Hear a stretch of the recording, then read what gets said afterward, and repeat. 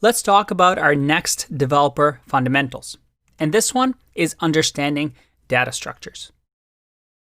A really good programmer is a programmer that is able to decide what data structure to use when.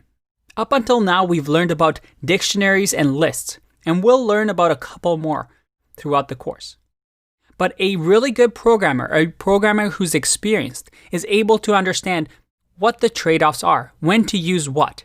And although I can give you a list of this is when you should do this, and this is when you should use maybe dictionaries, the thing is, this takes practice and experience. So throughout our course and then the exercises that we're going to do, the projects we're going to build at the end, I hope that this idea of understanding when to use what data structure makes sense to you. But let's go back to our example. When should you use a list and when should you use a dictionary? Well, the first thing we have to realize that a dictionary is not sorted, right? A list has order. It has 0, 1, indexes, so on and so forth. A dictionary has no order. So maybe if you want to have a list of people in line at your shop, well, you should probably use a list. But maybe you have a user that is playing a game, and that user has first name, maybe weapons, maybe an age. That doesn't have to be ordered, so you might use a dictionary. Also, you'll notice that dictionaries hold more information than lists, right? Because lists only have that single value. That is, a list has the index and then whatever the value is.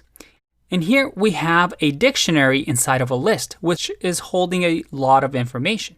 Deep down, a list is simply an index and some sort of value here, right? Versus a dictionary that holds a lot more information. It holds a key. So this could be the weapons of that user. Hello can be the greeting of that user. Maybe is magic is another information about that user. So we're able to have both keys and values in a dictionary. So it holds a lot more information. And as we learn different data structures, you'll have these different pros and cons. You'll start to understand as to when to use what. All right, there's another Developer Fundamentals. I'll see you in the next one. Bye-bye.